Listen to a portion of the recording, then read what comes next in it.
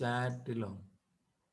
Good morning sir. നിങ്ങളത് mic on ആക്കി പറഞ്ഞോളൂ, പേടിക്കുന്നു വേണ്ട. ആനിമോൾ ഡേയ്സൺ പറഞ്ഞു. എന്താണ്? അൽഗോരിതം. അതിനെ പറയുന്ന പേരാണ് അൽഗോരിതം. Writing and algorithm. അപ്പൊ അൽഗോരിതം എന്ന് പറഞ്ഞാൽ എന്താണ്? നമ്മൾ കമ്പ്യൂട്ടറിന് എല്ലാ ടാസ്കുകളും കൊടുക്കുക, ഇങ്ങനെ സ്റ്റെപ്പ് ബൈ സ്റ്റെപ്പ് പ്രൊസീജിയർ ആയിട്ടാണ് കൊടുക്കുക. അല്ലാതെ കമ്പ്യൂട്ടറിന് ഒരു പ്രോബ്ലം കൊടുത്താൽ അത് ചെയ്യാൻ പറ്റുന്നില്ല. നമ്മൾ അതിനെ സ്യൂട്ടബിൾ ആയിട്ടുള്ള, എന്ന് വെച്ചാൽ ആവശ്യമില്ലാതെ സ്റ്റെപ്പ് കൂട്ടരുത്, എന്ന ആവശ്യമുള്ള സ്റ്റെപ്പ് വേണം താനും. മനസ്സിലായില്ല? വെറുതെ ആവശ്യമില്ലാതെ നമ്മൾ കുറെ സ്റ്റെപ്പ് കൂട്ടിയിട്ട് കമ്പ്യൂട്ടറിനെ ബുദ്ധിമുട്ടിക്കരുത്. എന്നാൽ ആവശ്യമുള്ള എസെൻഷ്യൽ ആയിട്ടുള്ള സ്റ്റെപ്സ് പറയും വേണം. അതിനാണ് ഒപ്റ്റിമൈസ്ഡ് എന്ന് പറയുക. ഒപ്റ്റിമൈസ് ചെയ്ത സ്റ്റെപ്പുകളായിരിക്കണം കമ്പ്യൂട്ടറിന് നമ്മൾ കൊടുക്കേണ്ടത്. അങ്ങനെ നമ്മളൊരു പ്രോസസ്സിനെ, അതെന്തും ആവാം. നിങ്ങളിപ്പോൾ രാവിലെ ഊണ് കഴിക്കണതും ആവാം. ഊണ് കഴിക്കണമെങ്കിൽ എന്ത് ചെയ്യണം? നമ്മൾ സ്റ്റാർട്ട് ചെയ്യുക. Step 1 start. അത് കഴിഞ്ഞിട്ട് നമ്മൾ ഊണ് കഴിക്കണമെങ്കിൽ എന്താ ചെയ്യുക? അല്ലെങ്കിൽ ബ്രേക്ക്ഫാസ്റ്റ് കഴിക്കണമെങ്കിൽ എന്താ ചെയ്യുക? Step 1 start. പിന്നെ സ്റ്റെപ്പ് 2 നമ്മൾ വാഷ് യുവർ ഹാൻഡ്സ്, അല്ലേ? പിന്നെന്താ സ്റ്റെപ്പ് 3? എന്താ? Sit on the command, sit on the table. Step 3. അല്ലെങ്കിൽ walk to the towards the, അതങ്ങനെയൊക്കെ ആണെങ്കിൽ വേണമെങ്കിൽ സ്റ്റെപ്സ് ഒക്കെ നമുക്ക് ആഡ് ചെയ്യാം. Go to the washing basin, wash the hands, go to the dining table. അങ്ങനെയൊക്കെ പറഞ്ഞ ഓരോ സ്റ്റെപ്പ് വേണമെങ്കിൽ എഴുതാം. അപ്പൊ കുറച്ചും കൂടെ ക്ലാരിറ്റി ആയി സംഭവങ്ങൾക്കൊക്കെ. ഡൈനിങ് ടേബിളിൽ ചെന്നിരുന്ന അടുത്ത സ്റ്റെപ്പ് നമ്മൾ പാത്രം അതുണ്ടെന്ന് വിചാരിക്കാം, ഇല്ലെങ്കിൽ നമ്മൾ പാത്രം വാഷ് ചെയ്ത് കൊണ്ടുവേണ്ടി വരും. അപ്പൊ അതൊരു സ്റ്റെപ്പാണ്. പിന്നെ അതിൽ നമ്മൾ ഭക്ഷണം വിളമ്പണം, അതൊരു സ്റ്റെപ്പാണ്. അടുത്തത് നമ്മളത് ഭക്ഷണം കഴിക്കണം, അതൊരു സ്റ്റെപ്പാണ്. പിന്നെ നമ്മൾ വീണ്ടും കൈ കഴുകണം, അതൊരു സ്റ്റെപ്പാണ്. കൈയും വായൊക്കെ കഴുകണം, വൃത്തിയാക്കി വെക്കണം. ഓക്കെ, എന്നിട്ട് നമ്മൾ എന്ത് ചെയ്യണം? സ്റ്റോപ്പ് പറയണം. അപ്പൊ എന്ത് പ്രോസസ് ആയാലും നമുക്ക് ഇങ്ങനെ ഒരു സ്റ്റെപ്പ് ബൈ സ്റ്റെപ്പ് പ്രൊസീജിയർ ആയിട്ട് എഴുതാം. അതിനെയാണ് നമ്മൾ റൈറ്റിംഗ് ആൻഡ് അൽഗോരിതം എന്ന് പറയാം. അപ്പൊ അത് നിങ്ങൾ റോഡ് ക്രോസ് ചെയ്യണ കാര്യത്തിൽ എല്ലാവരും എഴുതണം. ഒറ്റയ്ക്ക് ആലോചിച്ച് എഴുതാം. നിങ്ങൾ ചെയ്യണ കാര്യമല്ലേ, എല്ലാവരും ചെയ്യണ കാര്യമാണ്. അതുകൊണ്ട് വേറൊരാളെയും കോപ്പി അടിക്കേണ്ട ആവശ്യമില്ല, വേറെ ആളോടും ചോദിക്കേണ്ട ആവശ്യമില്ല. തെറ്റിക്കോട്ടെ, നമുക്ക് പ്രശ്നമില്ല. നമുക്ക് ഈ കമ്പ്യൂട്ടറിന്റെ മെത്തേഡ് അറിയാൻ വേണ്ടിയിട്ടാണ്. ഇപ്പൊ നിങ്ങൾ റോബോട്ട്സിനെ കുറിച്ചൊക്കെ നിങ്ങൾക്ക് അറിയാലോ. റോബോട്ട്സ് ഒക്കെ ഫിലിമിലൊക്കെ വന്നു തുടങ്ങിയില്ലേ?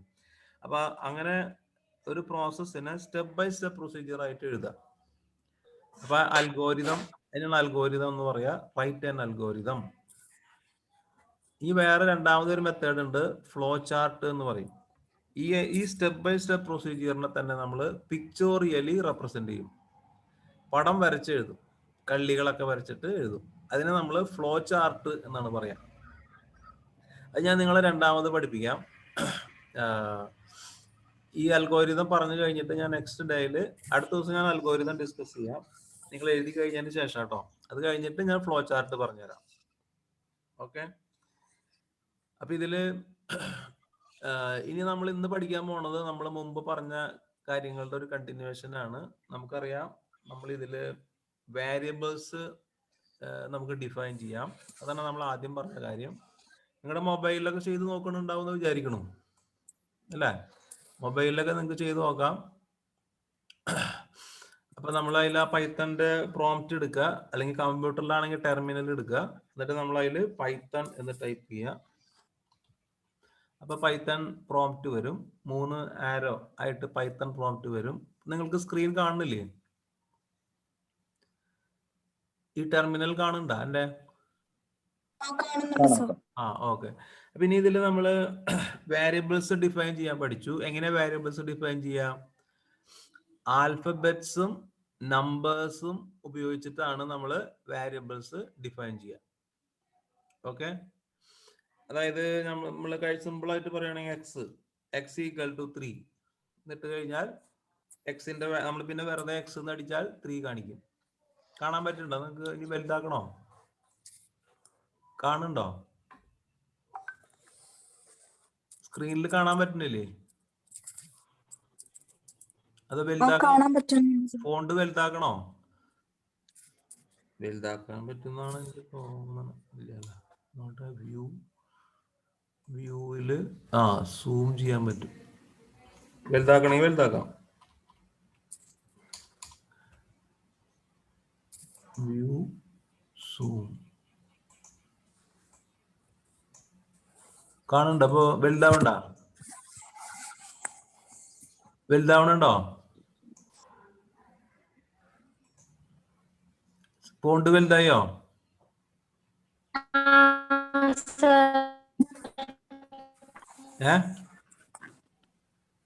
വലുതായി സർ. ഓക്കെ. അപ്പൊ ഇപ്പൊ കാണുന്നില്ലേ? എക്സിന്റെ എക്സ് എന്ന് പറഞ്ഞൊരു വേരിയബിൾ ആണ്. ഓക്കെ. പിന്നെ നമുക്ക് വേണമെങ്കിൽ ഇങ്ങനെ ചെയ്യാം. ഇപ്പോ y1 അല്ലെങ്കിൽ y2 എന്നൊക്കെ കൊടുക്കാം. y2 = 4 എന്ന് കൊടുക്കാം. കണ്ടില്ലേ? y2. അപ്പൊ y2 എന്ന് അടിച്ചു കഴിഞ്ഞാൽ 4 കാണിക്കും. അപ്പൊ നമുക്ക് ഇതിൽ എന്തൊക്കെ ഉപയോഗിക്കാൻ പറ്റും? ആൽഫബറ്റ്സ് ഉപയോഗിക്കാം, നമ്പേഴ്സ് ഉപയോഗിക്കാം. പക്ഷെ എനിക്ക് തോന്നുന്നത് ഇങ്ങനെ 3z അങ്ങനെ പറ്റില്ല എന്ന് എനിക്ക് തോന്നുന്നു. നോട്ടെ, നമ്പർ ആദ്യം കൊടുത്തോട്ടെ. 3z = 4 കണ്ട. അപ്പൊ എറർ പറയും. കണ്ട നിങ്ങള്? ആൽഫബറ്റ്സും നമ്പേഴ്സും ഉപയോഗിക്കാം. പിന്നെ അതിന്റെ കൂടെ ഒരു കാര്യം കൂടെ ഉപയോഗിക്കാം, അണ്ടർസ്കോർ ക്യാരക്ടർ ഉപയോഗിക്കാം. മനസ്സിലാവുണ്ടോ? അണ്ടർസ്കോർ ക്യാരക്ടർ ഇല്ലേ? അതായത് ഹൈഫൺ അല്ല, അത് ഷിഫ്റ്റ് ഞെക്കി പിടിച്ചിട്ട് നമ്മൾ ഹൈഫൺ ഞെക്കി കഴിഞ്ഞാൽ അണ്ടർസ്കോർ വരും. Underscore character. നിങ്ങൾ കീബോർഡിന്റെ എല്ലാ ക്യാരക്ടേഴ്സിന്റെയും പേരൊക്കെ എഴുതിയില്ലേ? അസൈൻമെന്റ് തന്നിട്ടുണ്ടായല്ലോ. കീബോർഡിലെ എല്ലാ ക്യാരക്ടേഴ്സിന്റെയും പേരറിയണം കേട്ടാ. എന്ത്? കീബോർഡിലെ എല്ലാ ക്യാരക്ടേഴ്സിന്റെയും പേര് പഠിക്കണം. കേട്ടില്ലേ? അപ്പൊ നമുക്ക് ഒരു വേരിയബിൾ ഡിഫൈൻ ചെയ്യാനായിട്ട് എന്തൊക്കെ ഉപയോഗിക്കാം? ആൽഫബറ്റ്സ് ഉപയോഗിക്കാം, നമ്പേഴ്സ് ഉപയോഗിക്കാം, പിന്നെ അണ്ടർസ്കോർ ക്യാരക്ടർ ഉപയോഗിക്കാം. പക്ഷെ ഒരു കണ്ടീഷൻ ഉണ്ട്, നമ്പർ ആദ്യം വരാൻ പാടില്ല. നമ്പർ രണ്ടാമതോ ഇടയ്ക്കൊക്കെ വേണമെങ്കിൽ വരാം. ഇപ്പൊ ഇങ്ങനെ y2x അങ്ങനെയൊക്കെ എഴുതാം, അത് പ്രശ്നമില്ല. y2x അതൊരു വേരിയബിൾ ആണ്. പക്ഷെ നമ്പർ തുടക്കത്തിൽ സ്റ്റാർട്ട് ചെയ്യാൻ പാടില്ല വേരിയബിളിന്റെ. അതുപോലെ സ്മോൾ ലെറ്ററോ ക്യാപിറ്റൽ ലെറ്ററോ ഉപയോഗിക്കാം, അതും കുഴപ്പമൊന്നുമില്ല. ക്യാപിറ്റൽ B = 2 അങ്ങനെ എഴുതാം. ക്യാപിറ്റൽ B എന്ന് എഴുതി കഴിഞ്ഞാൽ നമ്മൾ സ്മോൾ ബി വ്യത്യാസം ഉണ്ട് കേട്ടോ. ക്യാപിറ്റൽ B = 2 എന്ന് എഴുതിയാൽ സ്മോൾ ബിയിൽ 2 കിട്ടില്ല. ക്യാപിറ്റൽ B തന്നെ അടിക്കണം. കണ്ട? ക്യാപിറ്റൽ B തന്നെ അടിക്കണം. കമ്പ്യൂട്ടറിനെ സംബന്ധിച്ച് ക്യാപിറ്റൽ ലെറ്ററും സ്മോൾ ലെറ്ററും ഡിഫറെന്റ് ആണ്. അത് മനസ്സിലായല്ലോ എല്ലാവർക്കും? എപ്പോഴും ഓർത്തിരിക്കുക. നമ്മൾ എഴുതുമ്പോഴൊക്കെ നമ്മൾ അങ്ങോട്ട് ഇങ്ങോട്ടൊക്കെ മാറ്റിയൊക്കെ മറിച്ചൊക്കെ എഴുതും. പക്ഷെ കമ്പ്യൂട്ടറിനെ സംബന്ധിച്ച് ക്യാപിറ്റൽ ലെറ്റേഴ്സും സ്മോൾ ലെറ്റേഴ്സും ഡിഫറെന്റ് ആണ്. കാണാം. ഇപ്പൊ ക്യാപിറ്റൽ B = 2 എന്ന് കൊടുത്താൽ സ്മോൾ ബി നിങ്ങൾ വിളിച്ചു കഴിഞ്ഞാൽ കിട്ടില്ല. സ്മോൾ ബിയിലൊന്നുമില്ല.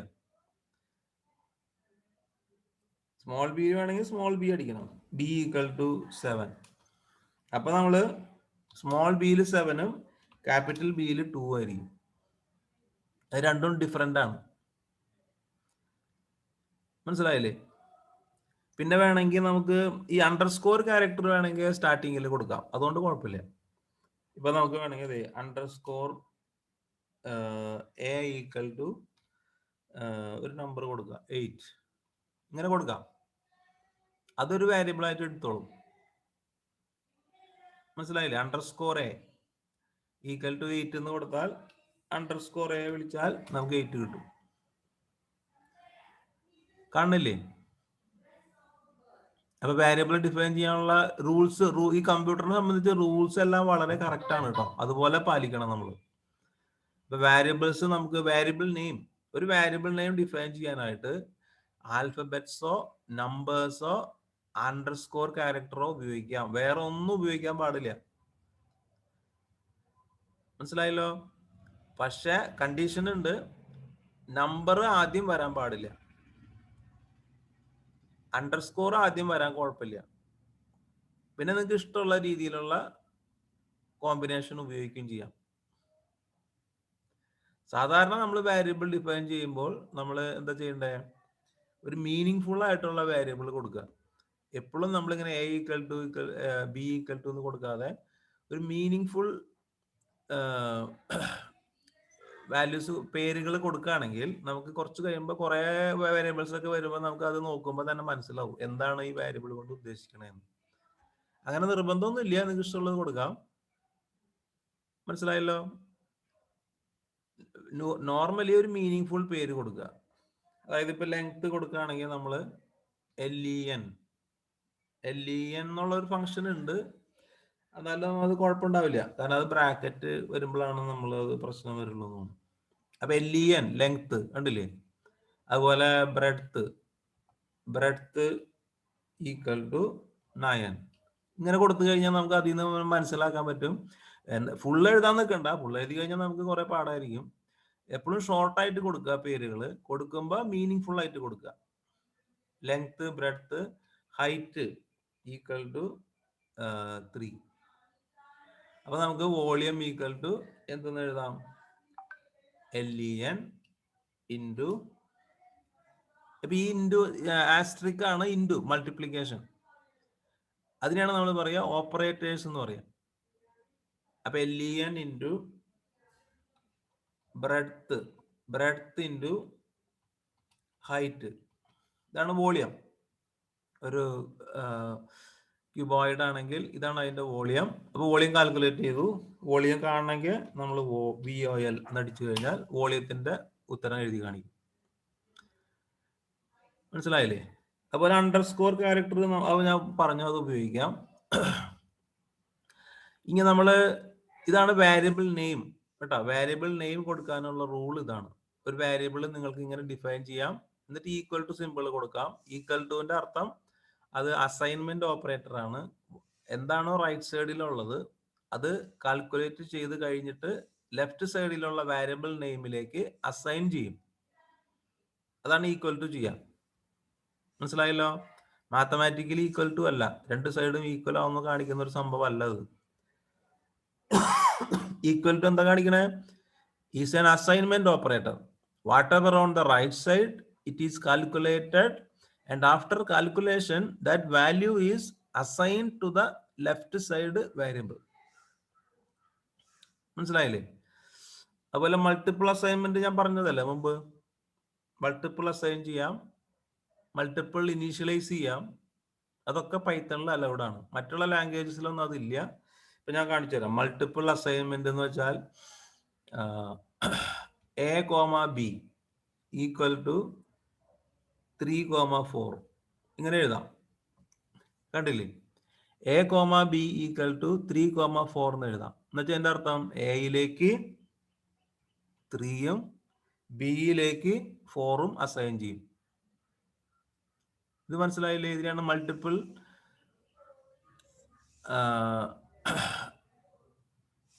ഇങ്ങനെ ഒറ്റ സ്റ്റെപ്പിൽ തന്നെ നമുക്ക് കുറെ വേരിയബിൾസ് ഡിഫൈൻ ചെയ്യാം. എത്ര എണ്ണം വേണമെങ്കിലും ചെയ്യാം. കോമ ഇട്ട് എഴുതിയാൽ മതി. മനസ്സിലായില്ലേ? ഇത് വേറെ ഒരു ലാംഗ്വേജിലും ഇല്ല കേട്ടോ. പൈത്തണിന്റെ മാത്രം പ്രത്യേകതയാണ് ഇത്. പൈത്തണിന് മുമ്പുള്ള ഒരു ലാംഗ്വേജിലും ഇല്ല. ബാക്കിയുള്ള ഇനി വരുന്ന ലാംഗ്വേജിലൊക്കെ ചിലപ്പോൾ ഉണ്ടാവും. ഇതുപോലെയുള്ള പ്രോപ്പർട്ടി പൈത്തണിൽ മാത്രമേ ഉള്ളൂ. പൈത്തണിന് ശേഷം വന്നിട്ടുള്ള ലാംഗ്വേജിൽ ചിലപ്പോൾ ഇത് അഡോപ്റ്റ് ചെയ്തിട്ടുണ്ടാവും. പൈത്തണിന് മുമ്പുള്ള ഒരു ലാംഗ്വേജിലും ഇതുപോലെ ഇല്ല. ഇനി മൾട്ടിപ്പിൾ അസൈൻമെന്റ് ഞാൻ പറഞ്ഞുതരാം. ഇപ്പൊ C equal to D equal to E equal to F equal to 0. കണ്ട? C equal to D equal to F equal to 0 എന്ന് വെച്ചാൽ ഇങ്ങനെ ഇട്ട് കഴിഞ്ഞാൽ പൈത്തണിൽ അലൗഡ് ആണ്. എന്ന് വെച്ചാൽ അതിന്റെ അർത്ഥം എന്താ? സിയും ഡിയും ഇയും എഫും ഒക്കെ 0 ആയി എന്നർത്ഥം. ഇതിനാണ് മൾട്ടിപ്പിൾ അസൈൻമെന്റ് എന്ന് പറയാം. മൾട്ടിപ്പിൾ അസൈൻമെന്റ് എല്ലാത്തിനെയും 0 ആയിട്ട് അസൈൻ ചെയ്യും. നോക്കിക്കോ, സി അടിച്ചാൽ 0 ആയിരിക്കും, ഡി അടിച്ചാൽ, ഇ അടിച്ചാൽ, എഫ് അടിച്ചാൽ എല്ലാം 0 ആണ്. കണ്ട? മനസ്സിലായില്ലേ? ഇങ്ങനെയാണ് വാരിയബിൾസിന്റെ കാര്യം. ഇനി കമന്റിന്റെ കാര്യം ഞാൻ പറഞ്ഞിട്ടുണ്ടായിരുന്നു അല്ലെ? കമന്റ് എങ്ങനെ അടിക്കാന്ന്. എല്ലാ പ്രോഗ്രാമിലും ഇപ്പൊ നമ്മള് കമന്റുകൾ എഴുതി വെക്കും. എന്തിനാന്ന് വെച്ച് കഴിഞ്ഞാൽ നമ്മൾ കുറെ പ്രോഗ്രാം എഴുതി കഴിഞ്ഞിട്ട് കുറെ നാൾ കഴിയുമ്പോൾ നമുക്ക് ഇത് എന്താണെന്ന് മനസ്സിലാവില്ല. അപ്പൊ നമുക്കത് നോക്കിക്കഴിഞ്ഞാൽ പെട്ടെന്ന് മനസ്സിലാവണമെങ്കിൽ നമ്മൾ അവിടെ കമന്റുകൾ എഴുതി വെക്കും. കമാൻഡ് അല്ല കേട്ടോ, കമന്റ്, COMMENT, കമന്റ് എഴുതി വെക്കണം. അപ്പൊ ഒരു നല്ല പ്രോഗ്രാമർ എപ്പോഴും കമന്റ് എഴുതി വെക്കും. കാരണം അയാൾ കുറെ കഴിഞ്ഞിട്ട് കുറെ ദിവസം കഴിഞ്ഞിട്ടായിരിക്കും അയാൾ തിരിച്ചു വന്ന് നോക്കുമ്പോൾ ഇതെന്താന്ന്, അല്ലെങ്കിൽ അയാൾ ആദ്യം കുറെ ആലോചിക്കേണ്ടി വരും. അല്ലെങ്കിൽ അത് വേറെ യൂസർ ചെയ്യുമ്പോൾ വേറെ യൂസർക്ക് മനസ്സിലാവില്ല ഇത് എന്തിട്ട് ചെയ്തു വെച്ചേക്കണേന്ന്. അപ്പൊ അതിന് വേണ്ടിയിട്ട് കമന്റ്സ് എഴുതുന്നത് നല്ലൊരു പ്രാക്ടീസ് ആണ്. അപ്പൊ എങ്ങനെ കമന്റ് എഴുതാന്ന് പറഞ്ഞ, ഇപ്പൊ ഞാൻ ഇവിടെ എഴുതിയത് A=0. ഇത് പ്രോഗ്രാമിംഗ് ആണ്. പക്ഷെ ഞാൻ അതിന് ശേഷം ഞാൻ ഇവിടെ ഒരു ഹാഷ് ഇട്ടിട്ട്, ഹാഷ് സിമ്പിൾ ഇട്ട് കഴിഞ്ഞിട്ട് ഞാൻ ഇവിടെ എന്തെങ്കിലുമൊക്കെ എനിക്ക് ഇഷ്ടമുള്ള എഴുതി വെച്ചു. ഓക്കെ, എൻ്റെ പേര് എഴുതി വെച്ചു. ഓക്കെ, അത് പ്രശ്നമില്ല. കാരണം ഈ ഞാൻ ചിലപ്പോൾ ഇങ്ങനെയാ എഴുതണ, this code is written by program code is written by എൻ്റെ പേര് എഴുതി വെച്ചു. അല്ലെങ്കിൽ ഞാൻ ഇനീഷ്യലൈസ് ചെയ്തു എന്തെങ്കിലുമൊക്കെ എഴുതി വെച്ചു അവിടെ. അങ്ങനെ എഴുതി കഴിഞ്ഞാൽ പൈത്തൺ എന്താ ചെയ്യുക, ഈ ഹാഷിന് ശേഷമുള്ളത് മുഴുവൻ ഇഗ്നോർ ചെയ്യും. കണ്ട, ഒരു എററും കാണിക്കില്ല. അപ്പൊ ഇതിൽ പൈത്തൺ പ്രോഗ്രാം ആയിട്ട് എടുക്കുക എന്ത് മാത്രമേ ഉള്ളൂ, A=0 എന്ന് മാത്രമേ അത് എടുക്കുള്ളൂ. ബാക്കി ഹാഷ് കഴിഞ്ഞിട്ടുള്ള എല്ലാം അത് ഇഗ്നോർ ചെയ്യും. അത് കമന്റ് ആണ്. അത് പ്രോപ്പർ ഡോക്യുമെന്റേഷൻ ആവശ്യമാണ്. സാധാരണ എല്ലാ പ്രോഗ്രാമേഴ്സും വിട്ടുപോകുന്ന ഒരു കാര്യമാണ് ഡോക്യുമെന്റേഷൻ. ഡോക്യുമെന്റേഷൻ വളരെ ഇമ്പോർട്ടൻ്റ് ആണ്. കാരണം കുറെ കഴിഞ്ഞു കഴിഞ്ഞാൽ, അല്ലെങ്കിൽ വേറൊരാൾ യൂസ് ചെയ്യുമ്പോൾ അയാൾക്ക് മനസ്സിലാവണമെങ്കിൽ നമ്മൾ പ്രോപ്പറായിട്ട് ഡോക്യുമെന്റ് ചെയ്തിട്ടുണ്ടാവണം. ഇതിന് ഈ ഹാഷ് ഉപയോഗിക്കുന്നത് പ്രോപ്പർ ഡോക്യുമെന്റേഷന് വേണ്ടിയിട്ടാണ്. ഈ ഹാഷ് സാധാരണ ഉപയോഗിക്കുക ഒരു സിംഗിൾ ലൈനിൽ കമന്റ് ചെയ്യാനാണ്. ഒരു സിംഗിൾ ലൈൻ കമന്റ് ചെയ്യണമെങ്കിലാണ് ഹാഷ് ഉപയോഗിക്കുക. നിങ്ങൾക്ക് കുറെ ലൈൻസ് കമന്റ് ചെയ്യണമെന്ന് വിചാരിക്കുക. ഒരു 5-6 ലൈൻ എഴുതി നിങ്ങൾ, അപ്പോൾ മുഴുവൻ കമന്റ് ചെയ്യണമെങ്കിൽ നിങ്ങൾ ചെയ്യേണ്ടത് സിംഗിൾ കോട്ട്സ് 3 എണ്ണം വെച്ചിടുക. മനസ്സിലായോ? ഇപ്പൊ ഞാനിവിടെ എഴുതാം B=3 എന്ന് പ്രോഗ്രാം കോഡ് എഴുതി. എനിക്ക് കുറെ കാര്യങ്ങൾ എഴുതാണ്ട്. എന്തുകൊണ്ടാണ് ഞാൻ B=3 എന്ന് എഴുതിയത്, ഒരു പാരഗ്രാഫ് മുഴുവൻ എഴുതാണ്ടെന്ന് വെച്ചോ. അപ്പൊ ഞാൻ അവിടെ എന്താ ചെയ്യാ, അവിടെ ഞാൻ സിംഗിൾ കോട്ട്സ് 3 എണ്ണം എഴുതാം. എന്നിട്ട് ഞാൻ എനിക്ക് അവിടെ പറയാനുള്ള എല്ലാ കഥകളും അവിടെ എഴുതി വയ്ക്കുക. Write all story. ഇവിടെ നിങ്ങൾക്ക് എന്തോരം വേണമെങ്കിലും പറയാം, എത്ര ലൈൻസ് വേണമെങ്കിലും ചെയ്യാം. എന്നിട്ട് അവസാനം 3 സിംഗിൾ കോട്ട്സ് കൊണ്ട് അവസാനിപ്പിച്ചു കഴിഞ്ഞാൽ പൈത്തൺ ഈ 3 സിംഗിൾ കോട്ട്സിന്റെ ഇടയിലുള്ള എല്ലാം ഇഗ്നോർ ചെയ്യും. അതും കമന്റ് ആണ്.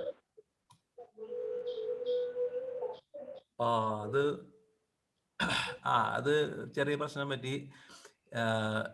ഇവിടെ എന്താ പറ്റിയെന്ന് വെച്ച് കഴിഞ്ഞാൽ, ഒരു ലൈനിലാണ് നിങ്ങൾക്ക് കമന്റ് ചെയ്യണ്ടെങ്കിൽ നമ്മൾ ഹാഷ് ആണ് ഉപയോഗിക്കേണ്ടത്.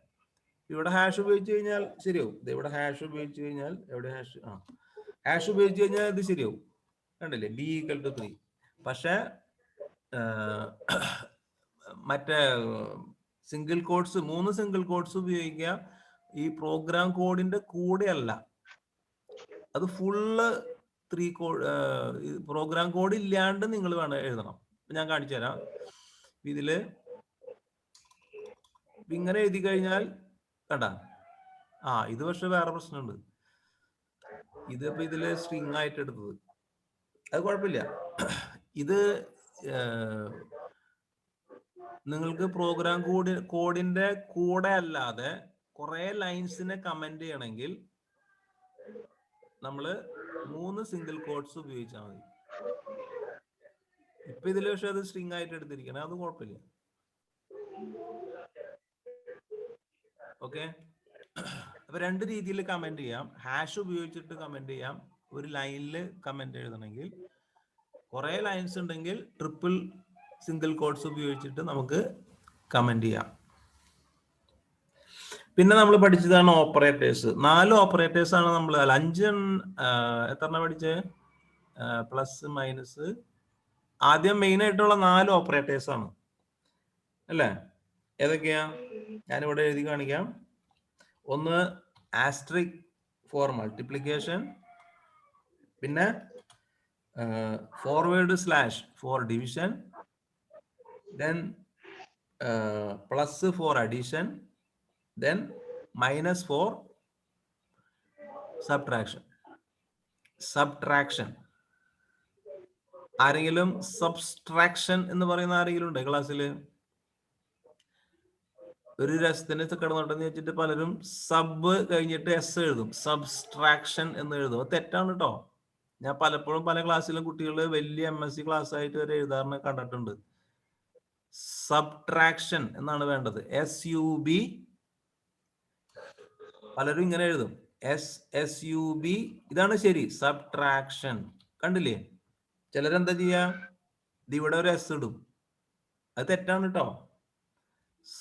സബ്സ്ട്രാക്ഷൻ എന്ന് പറയുന്നത് തെറ്റാണ്. സബ്ട്രാക്ഷൻ ഞാൻ അങ്ങനെ പറഞ്ഞു എന്ന് മാത്രം. പലരും അങ്ങനെ വലിയ കുട്ടികളായിട്ടും അങ്ങനെ തെറ്റി പറയണ കണ്ടിട്ടുണ്ട്, അതുകൊണ്ട് പറഞ്ഞത്. അപ്പൊ ഈ 4 എണ്ണമാണ് നമ്മുടെ ഓപ്പറേറ്റേഴ്സ്, മെയിൻ ഓപ്പറേറ്റേഴ്സ്. വേറെയും കുറെ ഉണ്ട്, ഞാൻ പിന്നീട് പറയാം. Asterisk for multiplication, forward slash. Slash മറ്റേ സ്ലാഷ് ഉണ്ട് കേട്ടോ, ഈ സ്ലാഷ് ഉണ്ട്, അതല്ല, അത് വേറെ. ഇത് ബാക്ക്വേർഡ് സ്ലാഷ് ആണ്. Forward slash, then plus for addition, minus for subtraction. ഇനി ഇതില്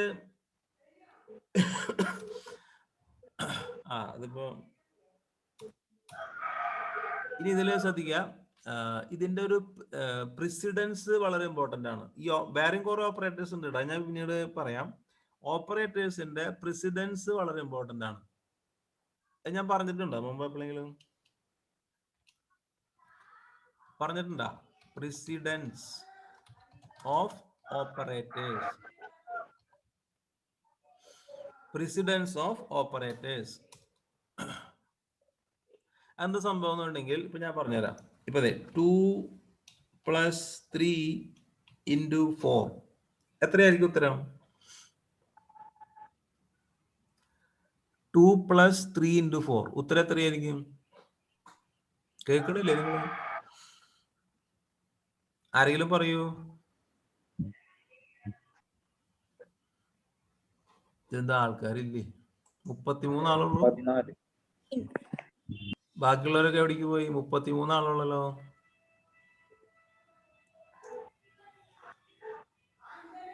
എത്ര ഉത്തരം? 14 ആണ് ഉത്തരം. അതെങ്ങനെ കിട്ടിയെന്നുണ്ടെങ്കിൽ ഇതിന്റെ റൂള് ഞാൻ പറയാം. ഓപ്പറേറ്റേഴ്സിന് ഒരു പ്രിസിഡൻസ് ഉണ്ട്.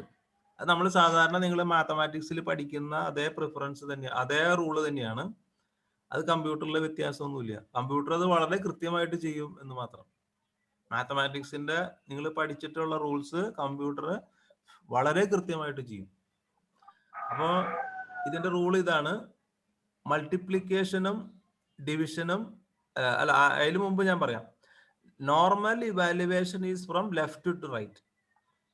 ലെഫ്റ്റ് ടു റൈറ്റിലാണ് നോർമൽ ഇവാലുവേഷൻ ചെയ്യുക. അങ്ങനെ ചെയ്യുമ്പോൾ മൾട്ടിപ്ലിക്കേഷൻ ആദ്യം ചെയ്യും.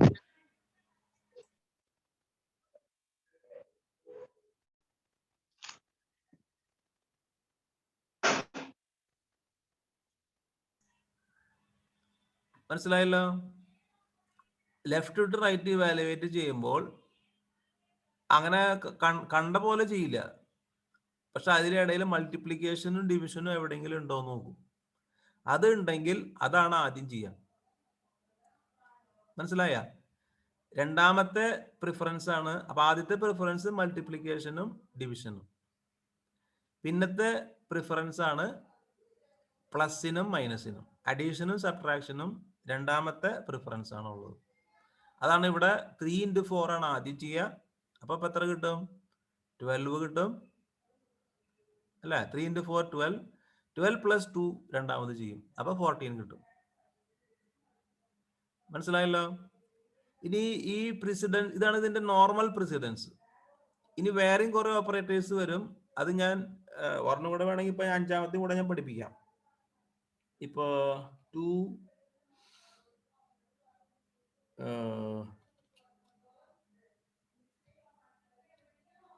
ആ കണ്ടില്ലേ, ഒരു മിനിറ്റ്. 3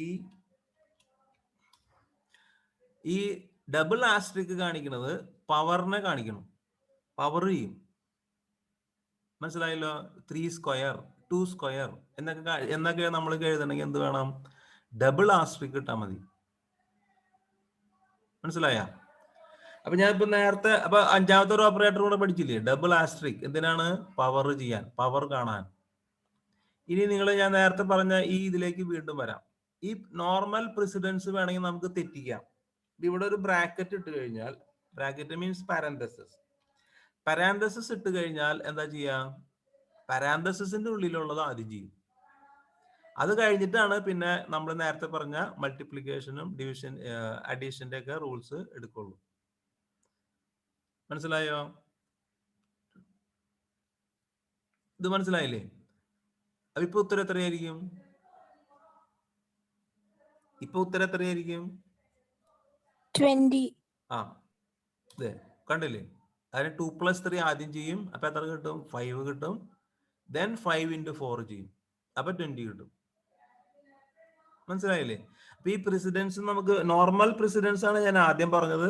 അത് വേണമെങ്കിൽ നമുക്ക് ഇഷ്ടമുള്ള പോലെ ചെയ്യണമെന്നുണ്ടെങ്കിൽ നമുക്ക് പാരാന്തസിസ് ഇട്ടിട്ട് നമുക്ക് അത് നോർമൽ പ്രസിഡൻസിനെ മാറ്റി എഴുതാം.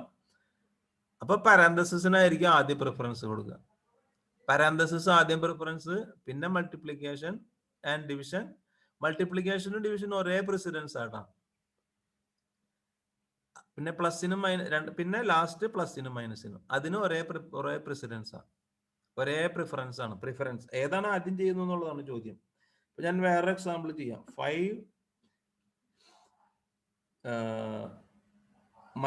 - 3 + 2. ഇപ്പൊ ഉത്തരം എത്രയായിരിക്കും? ഉത്തരം എത്രയാവും? പ്ലസിനും മൈനസിനും ഒരേ പ്രിഫറൻസാ. ഇപ്പൊ ഉത്തരം എത്രയായിരിക്കും? 4. 4 ആയിരിക്കും. ഇനി ഞാനിത് ഇതിനെ തന്നെ നമുക്ക് ഇങ്ങനെ എഴുതാം. -3. ഓക്കെ, ഇതിനിപ്പോ എങ്ങനെ തെറ്റിക്കാം? 5 ഇപ്പുറത്ത് ഇവിടെ പ്ലസ് ഇട്ടിട്ട് ഇപ്പുറത്ത് മൈനസ് ഇടാം. അതല്ലെങ്കിൽ അങ്ങനെ ആയിരിക്കും. ഓക്കെ, 5 + 3 - 2. അപ്പൊ എത്രയായിരിക്കും ഉത്തരം? 8 - 2 6 ആയിരിക്കും. കണ്ടില്ലേ? പ്ലസിനും മൈനസിനും ഒരേ പ്രിഫറൻസ് ആണ്. മൾട്ടിപ്ലിക്കേഷൻ ഡിവിഷനും ഒരേ പ്രിഫറൻസ് ആണ്. ഇതിലും മുന്തിയ പ്രിഫറൻസ് ആണ് പവറിന്. അല്ലെങ്കിൽ അത് വേണ്ട, ഞാൻ പിന്നെ പറയാം. ഇനി നോർമൽ പ്രസിഡൻസ് നമുക്ക് വേണമെങ്കിൽ പാരാന്തസിസ് ഉപയോഗിച്ചിട്ട് നമുക്ക് മാറ്റാൻ പറ്റും. ഇനി നിങ്ങളെ പിന്നീട് ഞാൻ കൂടുതൽ ഓപ്പറേറ്റേഴ്സ് പഠിപ്പിക്കും.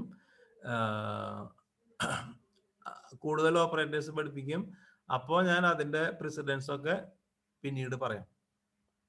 കുറേ ഉണ്ട് ഓപ്പറേറ്റേഴ്സ്. പൈത്തണിൽ ഒരുപാട് ടൈപ്പ് ഓഫ് ഓപ്പറേറ്റേഴ്സ് ഉണ്ട്. ഇപ്പൊ നമ്മൾ പഠിപ്പിച്ച ഈ 5 ഓപ്പറേറ്ററിനെയാണ് നമ്മൾ സാധാരണ പറയാ അരിത്തമെറ്റിക് ഓപ്പറേറ്റേഴ്സ് എന്നാണ് ഇതിനെ പറയാ. എന്താ പറയാ? അരിത്തമെറ്റിക് ഓപ്പറേറ്റേഴ്സ് എന്നാണ് പറയുക. ഓക്കെ,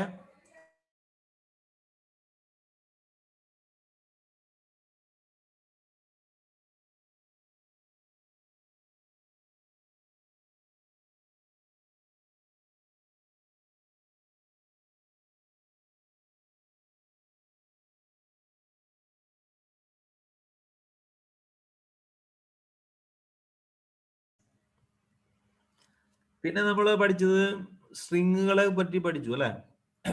സിംഗിൾ കോട്ട്സിന്റെ ഉള്ളിലോ ഡബിൾ കോട്ട്സിന്റെ ഉള്ളിലോ എന്ത് എഴുതിയാലും അത് സ്ട്രിങ് ആയിരിക്കും. സ്ട്രിങ് മാനിപ്പുലേഷൻ പഠിച്ചു അല്ലെ?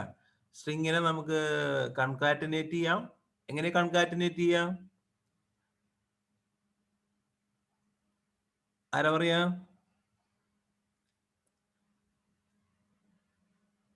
ഹലോ, സ്ട്രിങ്ങിനെ നമുക്ക് കോൺകാറ്റിനേറ്റ് ചെയ്യാം. വെറുതെ പ്ലസ് ഉപയോഗിച്ചിട്ട് നമുക്ക് സ്ട്രിങ്ങിനെ ആഡ് ചെയ്യാൻ പറ്റും. അതുപോലെ മൾട്ടിപ്ലിക്കേഷൻ ഉപയോഗിച്ചാൽ നമുക്ക് റിപ്പീറ്റേഷനും വരും, സ്ട്രിങ്ങിന്റെ റിപ്പീറ്റേഷനും വരും. ഓർമ്മയില്ലേ അത്? ഇപ്പൊ ഞാൻ കാണിച്ചു തരാം. എ ഈക്വൽ ടു നമ്മളൊരു സ്ട്രിങ്ങിന്റെ സിംഗിൾ കോട്ട്സ് കൊടുത്തു. എന്നിട്ട് നമ്മൾ എന്ത് എഴുതി? ക്രൈസ്റ്റ് എ എന്ന് പറഞ്ഞ സ്ട്രിങ് എഴുതി, ബി എന്ന് പറഞ്ഞ സ്ട്രിങ്. ഓക്കെ, അതിൽ ഞാനൊരു സ്പേസ് ഇട്ടിട്ട് കോളേജ് എന്ന് എഴുതി. ഓക്കെ,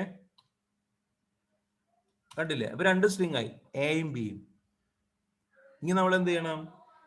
എ പ്ലസ് ബി അടിച്ചു കഴിഞ്ഞാൽ എ പ്ലസ് ബി എന്നടിച്ചു കഴിഞ്ഞാൽ എന്ത് വരും? ക്രൈസ്റ്റ് കോളേജ് എന്ന് വരും. കണ്ട? അപ്പൊ പ്ലസ് ഉപയോഗിച്ചിട്ട് നമുക്ക് സ്ട്രിങ്ങിനെ അഡീഷൻ എന്ന് പറയില്ല ഇവിടെ, അതിന് എന്താ പറയാ? കോൺകാറ്റിനേഷൻ എന്നാണ് പറയാ. എന്താ പറയാ? കോൺകാറ്റിനേഷൻ, സ്ട്രിങ് കോൺകാറ്റിനേഷൻ എന്നാണ് അതിന് പറയാ. മനസ്സിലായ? സ്ട്രിങ് കോൺകാറ്റിനേഷൻ എന്നാണ് പറയാ. അതുപോലെ മൾട്ടിപ്ലിക്കേഷൻ ഉപയോഗിച്ച് കഴിഞ്ഞാൽ, ആസ്ട്രിക് ഉപയോഗിച്ച് കഴിഞ്ഞാൽ സ്ട്രിങ്ങിനെ നമുക്ക് റിപ്പീറ്റ് ചെയ്യാം. മൾട്ടിപ്ലിക്കേഷൻ എന്ന് പറയില്ല. അപ്പൊ ഞാൻ പറയാം, ഇതിപ്പോ ഇവിടെ നോക്കൂ, ഒരു ബ്രാക്കറ്റിൽ നമ്മൾ എ പ്ലസ് ബി എന്ന് എഴുതി, എന്നിട്ട് നമ്മൾ അതിനെ ഇൻറ്റു 3 എന്ന് കണ്ടു കഴിഞ്ഞാൽ എന്താ ഉണ്ടാവുക? ക്രൈസ്റ്റ് കോളേജ് എന്ന് 3 പ്രാവശ്യം എഴുതും. നോക്കൂ, കണ്ട? Christ college.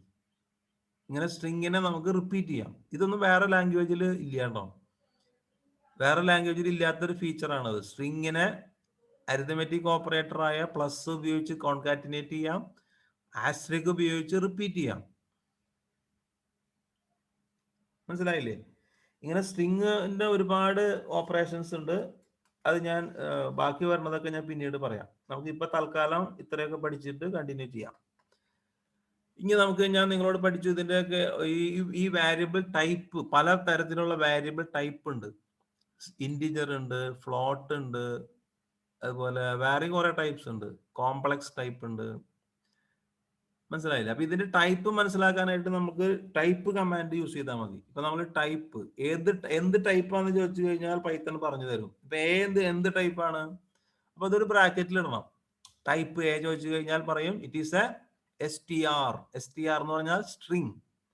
എ എന്ന് പറയുന്നത് ഒരു സ്ട്രിങ് ടൈപ്പ് ആണ്. മനസ്സിലായില്ലേ? ബി എന്ന് പറഞ്ഞാൽ ഇപ്പൊ ഞാൻ വേണ്ട, വേറെ ഒരെണ്ണം കൊടുക്കാം. ബി ഈക്വൽ ടു 8 എന്ന് കൊടുക്കും. അപ്പൊ ബി എന്തായി? ടൈപ്പ് ബി ചോദിച്ചു കഴിഞ്ഞാൽ കണ്ട, ഇന്റിജർ ടൈപ്പ് ആണ്. ഞാൻ സി ഈക്വൽ ടു